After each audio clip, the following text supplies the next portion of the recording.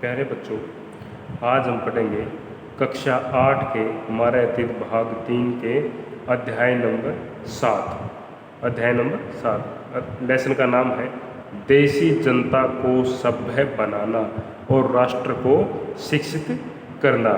ये हुए आपके आज के अध्याय का नाम। इसका अर्थ क्या है, सबसे पहले इसके बारे में आपको जानकारी देते हैं। भाई, ये जो बात है ये उस समय की है जब भारत पर अंग्रेजों का शासन था। अंग्रेज भारत में आए थे, उन्होंने पूरे भारत के ऊपर अपना अधिकार कर लिया था, जैसे कि हम पहले वाले अध्याय में पढ़ चुके हैं। उसके पश्चात पूरे भारत के सिस्टम को बदलने के लिए उन्होंने क्या किया, भारत को में अपनी नई शिक्षा नीति या अंग्रेजी शिक्षा को लागू करने के लिए कुछ तरीके अपनाए और उसको उन्होंने नाम दिया देशी जनता को सभ्य बनाना। अर्थात अंग्रेजों का मानना था कि भारत एक असभ्य देश है, यहाँ पे शिक्षा नाम की कोई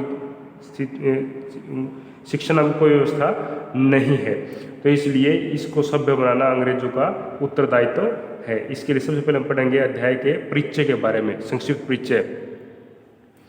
प्राच्यवादी। प्राच्यवादी कौन है? प्राच्यवादी उन लोगों को कहा जाता था जो एशिया महाद्वीप के देशों में बोली जाने वाली भाषाओं के बारे में जानकारी रखते थे। उन अंग्रेजी लोगों को प्राच्यवादी कहा जाता था। एक बार फिर बताते हैं आपको, प्राच्यवादी एशिया की भाषा और संस्कृति का गहन ज्ञान रखने वाले लोगों को। एक बार आपको बताया गया कि एशिया महाद्वीप के देशों में बोली जाने वाली भाषाओं और संस्कृतियों के बारे में जानकारी रखने वाले अंग्रेज अधिकारियों को प्राच्यवादी कहा जाता था। दूसरा, आंग्लवादी। आंग्लवादी उन अंग्रेज अधिकारियों को या अंग्रेजों को कहा जाता था जो अंग्रेजी भाषा को भारत में लागू करना चाहते थे। भाषाविद होता है ऐसा व्यक्ति जो कई भाषाओं का जानकार हो या उसे कई भाषाओं को लिखना और बोलना आता है, उसको भाषाविद कहा जाता है। कैसे व्यक्ति जो कई भाषाओं का जानकार विद्यार्थी होता है। लॉर्ड मैकले एक अंग्रेज अधिकारी था जिसने भारत में सबसे पहले अंग्रेजी शिक्षा को लागू करने पर जोर दिया था। मैकाले को भारत में पाश्चात्य शिक्षा का जनक माना जाता है। मैकाले मिंट्स विवरण के आधार पर 1835 का अंग्रेजों का शिक्षा अधिनियम पारित किया गया है। Point number 5, Wood dispatch. अंग्रेजी शिक्षा का प्रचार मतलब भारत में अंग्रेजी शिक्षा को लागू करने के लिए यह रिपोर्ट चार्ल्स वुड नाम के एक अंग्रेज अधिकारी के द्वारा लागू की गई थी। 1819 ईस्वी में से जारी किया गया, जिसके अनुसार 1857 ईस्वी में कलकत्ता, मुंबई और मद्रास में विश्वविद्यालय बनाए गए, यूनिवर्सिटी बनाई गई अंग्रेजों द्वारा। नंबर 6, ईसाई मिशनरियों की भूमिका। शिक्षा के क्षेत्र में नैतिक शिक्षा का प्रसार करने के लिए ईसाई मिशनरी कौन होते हैं भाई? वे व्यक्ति होते हैं जो ईसाई धर्म का प्रचार करने के लिए यूरोप के देशों से भारत जैसे देशों में आए थे, उन्हें ईसाई मिशनरी कहा जाता था। वे शिक्षा के माध्यम से भारत में ईसाई धर्म का प्रचार करना चाहते थे। वर्ष 1800 में एक छापा करना, 1800 में एक कॉलेज खोला गया, विलियम एडम। अब विलियम एडम कौन था भाई? विलियम 1830 में ब्रिटिश ईस्ट इंडिया कंपनी ने स्कॉटलैंड के एक धर्म प्रचार की अध्यक्षता में विलियम एडम भाई ईसाई धर्म प्रचारक था जो स्कॉटलैंड से भारत आया था। एक धर्म प्रचार की अध्यक्षता बंगाल और बिहार में, उसको एक काम दिया गया कि उसे बंगाल और बिहार के अंदर जो शिक्षा व्यवस्था है उसके ऊपर एक रिपोर्ट तैयार करने का काम विलियम एडम को दिया गया, जिसे भारतीय लचीले स्वरूप का वर्णन किया है। पॉइंट नंबर 8, दिनचर्या। इस व्यवस्था के अनुसार अंतर्गत 1819 के बाद देशी शिक्षा व्यवस्था के अंदर सुधार लाने के प्रयास किए गए। नंबर 9, गांधी जी का शिक्षा दर्शन। गांधी जी के शिक्षा के बारे में क्या विचार थे? व्यवहारिक शिक्षा, हस्तशिल्प व ज्ञान, मौखिक शिक्षा, स्वदेशी माध्यमिक शिक्षा और अपने परिवेश को समझे। मतलब महात्मा गांधी चाहते थे कि भारत में बच्चों को व्यवहारिक शिक्षा, मतलब जो वो अपने खुद कर सीखे ऐसी शिक्षा व्यवस्था, और जो उन्हें सिर्फ लिखना पढ़ना न सिखाए बल्कि हाथ के काम करना भी सिखाए, ऐसी शिक्षा व्यवस्था को भारत में महात्मा गांधी लागू करना चाहते थे। Point number 10, Shanti Niketan. शांति निकेतन संस्था है जिसकी स्थापना सन 1901 में रविंद्रनाथ टैगोर जी ने कलकत्ता में की थी। इस संस्था का गठन 1901 में टैगोर ने कलकत्ता में से 100 किलोमीटर दूर हुगली नदी के किनारे एक शांत स्थान पर की थी। 11, टैगोर का शिक्षा दर्शन। टैगोर की शिक्षा के विषय में क्या विचार थे? टैगोर ने अपनी शिक्षा दर्शन में प्राकृतिक परिवेश में अनुशासन के कड़े नियमों से परे स्वाभिमान से भरपूर शिक्षा प्रणाली पर जोर दिया। टैगोर ने बताया कि विचार थे कि जो शिक्षा है वो खुले वातावरण में और बच्चों को खुद करके सीखने की व्यवस्था पर कायम होनी चाहिए। और बच्चों को डरा कर या ज़बरदस्ती उन पर कोई विषय नहीं थोपना चाहिए, बल्कि उन्हें खुद समझ कर करने पर जोर देना चाहिए।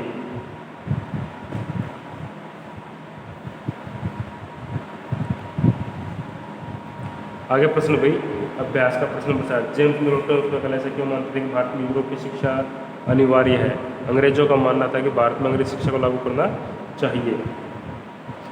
जैसे मैंने आपको पहले बताया था, अंग्रेज मानते थे कि भारत को एक असभ्य देश मानते थे, और इससे भारतीय का जो इतिहास या साहित्य है वो गलतियों से भरा होता है। इसलिए उन गलतियों को दूर करने के लिए भारतीय लोगों को अंग्रेजी शिक्षा जरूर मिलनी चाहिए, भारत में अंग्रेजी शिक्षा को लागू करना चाहिए। जेम्स मिल और मैकाले दोनों ही अंग्रेज अधिकारी थे। वे प्राच्यवादी शिक्षा प्रणाली के कटु आलोचक थे और अंग्रेजी शिक्षा के कट्टर समर्थक थे। जैसे कि मैंने आपको बताया था, एक होता है प्राच्यवादी, होता है आंगलवादी। आंगलवादी वे थे जो अंग्रेजी शिक्षा के समर्थक थे, और प्राच्यवादी वे थे जो एशिया महाद्वीप के देशों में बोली जाने वाली भाषाओं का आदर करते थे या उन्हें सीखने पर जोर देते थे। नंबर 2 का कहना था कि पूर्वी समाजों का ज्ञान त्रुटियों से या गलतियों से भरा हुआ है, वैज्ञानिक है, मतलब उनमें सीखने लायक कोई बात नहीं। उनके अनुसार पूर्वी साहित्य ऐसा गंभीर और ऐसा है, उनमें सीखने लायक कोई भी खास बात नहीं। इसलिए उन्होंने कहा कि अंग्रेजों को अरबी और संस्कृत भाषा साहित्य के अध्ययन को बढ़ावा देने के लिए पैसा खर्च नहीं करना चाहिए। अंग्रेज चाहते कि उनको अंग्रेजों को अरबी और भारतीय भाषाओं को सिखाने पर कोई खर्च नहीं करना चाहिए। नंबर 4, जेम्स मिल की राय में शिक्षा के जरिए उपयोगी और व्यवहारिक चीज़ों का ज्ञान कराना चाहिए। इसलिए भारतीयों को पूर्वी या भारतीय भाषाओं या साहित्य के बजाय ये पढ़ाया जाना चाहिए कि पश्चिम के देशों ने किन तरीकों से वैज्ञानिक क्रांति या वैज्ञानिक तरीकों की खोज की है, विज्ञान के क्षेत्र में कौन कौन से नई खोजें की हैं और कैसे की है, इन चीज़ों को सिखाना चाहिए। Point number 5, Lord Macaulay Bharat को असभ्य देश मानते थे, जिन्हें सभ्यता का पाठ पढ़ाया जाना बहुत ही जरूरी है, और इसके लिए भारत में अंग्रेजी शिक्षा को लागू करना चाहिए। पूर्वी ज्ञान की कोई भी शाखा, मतलब भारतीय या एशिया महाद्वीप के देशों की कोई भी शिक्षा की शाखा इंग्लैंड के बराबर अंग्रेज नहीं मानते थे। अर्थात अंग्रेज इंग्लैंड की शिक्षा को ही सबसे श्रेष्ठ या सबसे अच्छी मानते थे। इसमें मैकाले का मानना था कि अंग्रेजी के ज्ञान से भारतीयों को दुनिया की सबसे अच्छी पुस्तकों को पढ़ने का मौका मिलेगा। इसलिए चाहते थे कि जेम्स मिल और टॉमस मैकाले दोनों भारत में अंग्रेजी शिक्षा को लागू करना चाहते थे। आगे है पॉइंट नंबर 7। उनका मानना था कि अंग्रेजी पढ़ने से लोगों को सभ्य बनाने और उनके रुचियों, मूल्यों और संस्कृति को बदलने का रास्ता साफ हो सकता है। इसका अर्थ है कि यदि भारत में अंग्रेजी शिक्षा को लागू कर दिया जाए तो उनके तौर तरीके भी अंग्रेजों की तरह के हो जाएंगे, और उनके फिर जो अंग्रेजी वस्तुओं को या अंग्रेजी संस्कृति तौर तरीकों को अपनाना शुरू कर देंगे, और फिर अंग्रेजी वस्तुओं को बिकना शुरू हो जाएंगी, जिससे अंग्रेजी व्यापार को बढ़ावा मिलेगा। पॉइंट नंबर 8, अंग्रेजी शिक्षा का भारत में प्रचार होने से अंग्रेजों को भारत में सहायक के रूप में काम करने के लिए सस्ते क्लर्क उपलब्ध हो जाएंगे। जब जो सबसे मेन बात है वो सबसे प्रश्न के सबसे अंत में बताई गई है। जैसे कि अंग्रेजों का सबसे मुख्य उद्देश्य था, वो भारत के लोगों को शिक्षित करना नहीं चाहते थे, बल्कि वो भारत में काम करने के लिए सस्ते कर्मचारी चाहते थे जिन्हें अंग्रेजी भाषा आती हो। अंग्रेजों का मुख्य उद्देश्य सस्ते क्लर्क या सस्ते कर्मचारी तैयार करना था, बाकी तो सब उनका दिखावा था। आगे है महात्मा गांधी बच्चों को हस्तकलाएँ क्यों सिखाना चाहते थे? महात्मा गांधी जी का कहना था कि शिक्षा व्यक्ति का दिमाग और आत्मा विकसित होनी चाहिए। उनकी राय में केवल साक्षरता, पढ़ लिख लेना ही शिक्षा नहीं होता है, इसके लिए लोगों को हाथ से काम करना भी आना चाहिए। कला सीखनी पड़ती है और जानना पड़ता है कि बहुत सारी चीज़ें, विभिन्न चीज़ें कैसे काम करती हैं। इससे उनका मस्तिष्क में समझने की क्षमता तेजी से विकसित होगी। इसलिए गांधी जी बच्चों को हाथ के काम सिखाना चाहते थे ताकि वे अपने खुद के जीवन में स्वावलंबी, मतलब खुद काम करके आत्मनिर्भर बन सके, उन्हें दूसरों के ऊपर निर्भर ना रहना पड़े।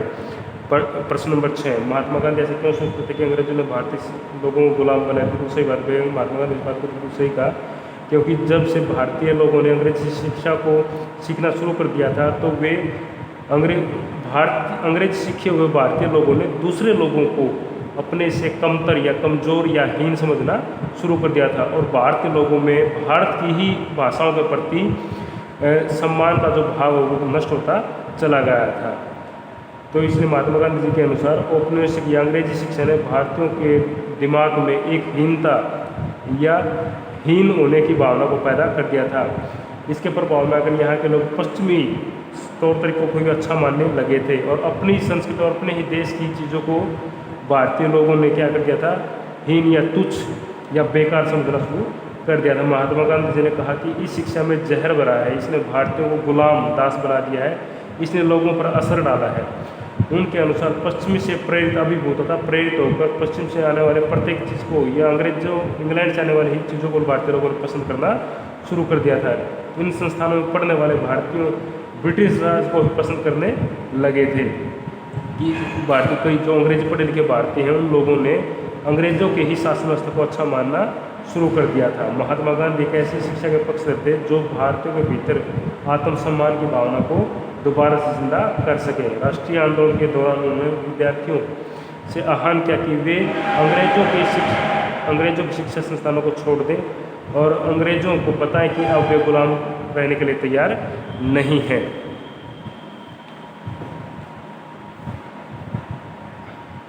नेक्स्ट प्रश्न है आपका लघुत्तरात्मक फर्स्ट पहला प्रश्न, प्राच्यवाद से आप क्या समझते हैं? जैसे आपको पहले बताया था प्राच्यवादी वे व्यक्ति हैं, जैसे कि लेसन के परीक्षा में आपको पहले बताया गया था, प्राच्यवादी वे व्यक्ति होते थे जो भारतीय या एशिया महाद्वीप के देशों की भाषाओं में विश्वास रखते थे। प्राच्यवाद एक ऐसी विचारधारा है जिसमें एशिया की भाषा संस्कृति का ज्ञान रखने वाले की उत्सुकता होती है। अनेक अंग्रेज विद्वानों ने भारत अगर अरबी, फारसी, संस्कृत, कानून, धर्म दर्शन, व्याकरण, नैतिकता, अंकगणित और चिकित्सा की पुस्तकों का गहराई से अध्ययन किया, उनको पढ़ा। विलियम जोन्स और टॉमस कोलब्रुक दो प्रमुख प्राच्यवादी अधिकारी थे।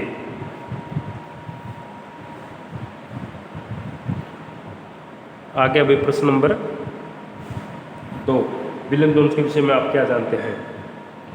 1783 में विलियम जोन्स जोन्स नाम का एक सज्जन कलकत्ता आया। उसने उसे ईस्ट इंडिया कंपनी के द्वारा स्थापित किए गए सुप्रीम कोर्ट में जूनियर जज के पद पर लगाकर भारत में भेजा गया था। कानून में माहिर या कानूनों की जानकारी होने के साथ साथ विलियम जोन्स एक भाषाविद, मतलब बहुत सारी भाषाओं को जानते थे। उन्होंने ऑक्सफोर्ड से लैटिन, ग्रीक आदि भाषाएं सीखी थी। वे फ्रेंच और अंग्रेजी भी बोलते थे।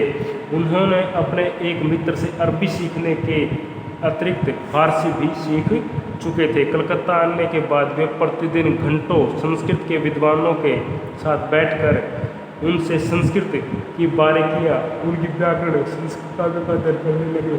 कुछ ही समय में उन्होंने कानून, धर्म दर्शन, राजनीति, नैतिकता, अंगणित, चिकित्सा विज्ञान आदि अन्य विज्ञान की प्राचीन पुस्तकों का अध्ययन करना शुरू कर दिया और इस प्रकार भारतीय भाषाओं को सीखकर भारतीय पुस्तकों का गहराई से अध्ययन किया और उनकी जानकारी प्राप्त की।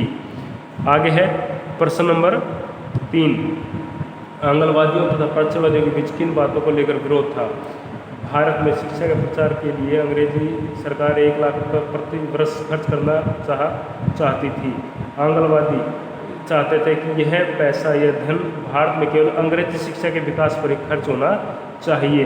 इसके विपरीत प्राच्यवादी अंग्रेजी अधिकारी चाहते थे कि अंग्रेजी के साथ साथ यह पैसा भारतीय भाषा जैसे संस्कृत, फारसी, अरबी भाषाओं को भी शिक्षा का माध्यम बनाना चाहिए। प्राच्यवादी शिक्षा के कुछ समर्थक प्रादेशिक भाषाओं के माध्यम से पश्चिमी शिक्षा के प्रचार के पक्ष में भी थे। अंग्रेज शिक्षा के समर्थक थे तथा प्राच्यिक शिक्षा के संबंध इसी बात का विरोध था। मतलब आंगनवादी और प्राच्यवादियों को बीच इसी बात को लेकर विरोध था कि आंगनवादी चाहते थे कि भारत में सिर्फ अंग्रेजी शिक्षा के ऊपर ही पैसा खर्च करना चाहिए अंग्रेजों के द्वारा, लेकिन भारतीय भाषाओं पर कोई पैसा खर्च नहीं करना चाहिए। प्रश्न नंबर 4, अंग्रेजी शिक्षा का लागू करने का उद्देश्य शासकों का स्वार्थ था, परंतु उसके व्यापक प्रभाव बहुत लंबे असर तक पड़े। कोई 3 प्रभाव। नंबर 1, जैसे कि मैंने आपको पहले बताया था, अंग्रेजों का मुख्य उद्देश्य तो भारत में अंग्रेजी शिक्षा का लागू करके सस्ते कर्मचारियों को तैयार करना था, लेकिन उसके व्यापक प्रभाव पड़े और भारतीय लोग जागरूक हुए और उन्हें आज़ाद होने के लिए कोशिश शुरू कर दी। अंग्रेजी शिक्षा ने अंग्रेजों ने अंग्रेजी शिक्षा का शुरुआत सस्ते कर प्राप्त करने के लिए किया था, परंतु समय बीतने के साथ साथ अंग्रेजी शिक्षा का भारतीय जनजीवन पर गहरा प्रभाव पड़ा। इस संबंध में तर्क निम्नलिखित है। नंबर 1, अंग्रेजी भारत की एकमात्र ऐसी भाषा बन गई जिसके माध्यम से विभिन्न भाषा बोलने वाले लोग मिलकर देश की समस्याओं पर विचार करने लगे। नंबर 2, अंग्रेजी भाषा के कारण शासन में एक रूपता आई। मतलब पूरे भारत में बहुत सारे जाति धर्म के लोग रहते हैं जो अलग अलग भाषाएं बोलते हैं, लेकिन अंग्रेजी एक ऐसी भाषा बनकर सामने आई जिसने सभी लोगों को एकता स्थापित करने पर जोर दिया। नंबर 3, अंग्रेजी शिक्षा के कारण भारतवासियों ने उन पश्चिमी ग्रंथों का अध्ययन किया जिनमें स्वतंत्रता और समानता के बारे में बताया गया है। आगे प्रश्न नंबर 6, विली मेडम की शिक्षा पर दी गई रिपोर्ट पर नोट लिखें। 1830 के दशक में स्कॉटलैंड से आए ईसाई प्रचारक विली मेडम ने बंगाल और बिहार के जिलों का दौरा किया। कंपनी ने उन्हें देसी स्कूलों में शिक्षा की प्रगति रिपोर्ट तैयार करने का जिम्मा सौंपा। एडम ने जो रिपोर्ट तैयार की वह बड़ी दिलचस्प थी। एडम ने पाया कि बंगाल और बिहार में 1 लाख से अधिक स्कूल है या पाठशालाएँ हैं। ये बहुत छोटे छोटे होते थे जिनमें आमतौर पर 20 से ज़्यादा विद्यार्थी नहीं होते थे। फिर भी इन पाठशालाओं में पढ़ने वाले बच्चों की कुल संख्या 20 लाख से भी अधिक थी। ये पाठशालाएँ अमीर लोगों के द्वारा या स्थानीय समुदाय के द्वारा चलाई जाती थी। कई पाठशालाएँ स्वयं गुरु अपने ही घर पर लगाते थे। आगे है वुड डिस्पैच रिपोर्ट के आधार पर अंग्रेजों ने कौन से कदम उठाए। Wood dispatch report Charles Wood के द्वारा शुरू की गई थी। नंबर 1, सरकारी शिक्षा विभाग का गठन, एजुकेशन डिपार्टमेंट का गठन किया गया। नंबर 2, 1897 में कलकत्ता, मद्रास, बम्बई में विश्वविद्यालयों की स्थापना भी की गई।